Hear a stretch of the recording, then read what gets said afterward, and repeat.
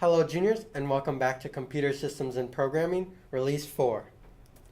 This release, which is due on 12-14 or December 14th, which is a Friday, it's also the same date as your quarter due date, so everything has to be turned in by this time. You can't wait to do this project later. It has to be turned in then.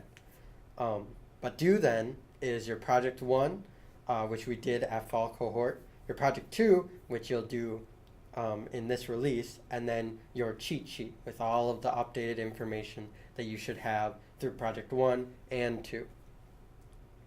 So let's look at Canvas. So when you go to Canvas, you'll have your Release 4 Start Here video, which is the video you're watching currently, and then you'll have your Project 1 submission. So since your Project 1 is already done, you have your activity prompt that you can make sure that everything's working if you have any bugs. But I did check all of yours and they all ran perfectly fine. You need to upload a .py file. So when you go to upload this project, you have to go to your desktop, find your Python folder. Mine is called Eclipse. I go into there and you find the project folder you're submitting. So we made a rock, paper, scissors game. I go into rock, paper, scissors and I submit this rock, paper, scissors .py.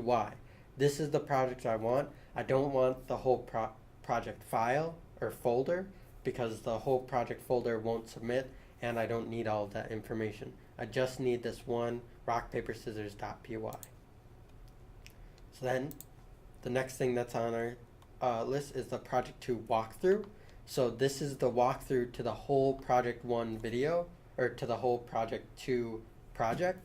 So you can watch these videos and it'll walk you through the actual project that we did. It's very similar to how we did it in Fall Cohort, only this time it's online.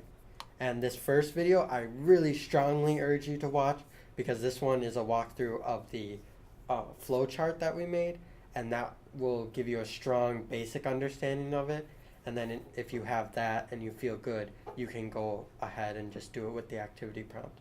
But if you need help along the way, this whole video goes through the whole thing and it'll tell you exactly what you need for your cheat sheet. And then the next thing is our actual flowchart. So I've uploaded the flowchart that we have here onto Canvas. You can download it and look at it. This is just all the steps that we're doing to complete this project. We'll also have it in text format on the actual file, but this is like a picture format to help y'all who are a little bit more visual learners. The next thing we have is our Project 2 submission. So we have our activity prompt if you need to look at that to find in the process that we need to do. Again, you need to submit a .py file. So go into your Python folder, go into the project that you're trying to submit and upload the .py file. Nothing else, just the .py. And then once you submit that, the final thing you have to submit is your cheat sheet, which is a website URL linked to your Google Doc or an actual document upload. And on this cheat sheet should be all the things outlined right here. So under variables, you should have int, strings, booleans, and lists. Under if, else, ifs, and else statements, you should have conditional statements. Under loops, you should have conditional statements. And under functions, you should have different examples of functions and how to define / make your own function in Python. And so once you do all of that, you've submitted all of the things you need for computer systems and programming. Are there any questions? Should I download the activity prompt and have Eclipse ready and running when I watch your videos for the walkthrough, so I could just pause the video and do each step with you?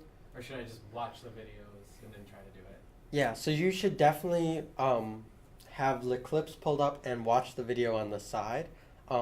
If you really want to have the activity prompt too, you can. But if you do it, if you watch the video, you don't really need the activity prompt because I go through it very thoroughly. But it's really important that you have the Eclipse and the video up because there'll be times where I tell you to pause the video and then you can type in all the things you need to type. And then I'll explain all of the things that you've just typed down. So it really helps to have the clips open and have the video open. When you went through that flow chart, it didn't really make a lot of sense to me looking at it that quickly. Is there a video where you walk through how to understand the flow chart? Yeah, so the whole first part 1 of our walkthrough videos, that whole section or that whole video is dedicated just to understanding that flow chart. So I talk through it very specifically. I explain in why I made the images like I did and how it and what they mean, and so then you can use that information for while you're going through the project. So either way, you should watch that video because it'll help you. Okay, juniors, I'll see you next time.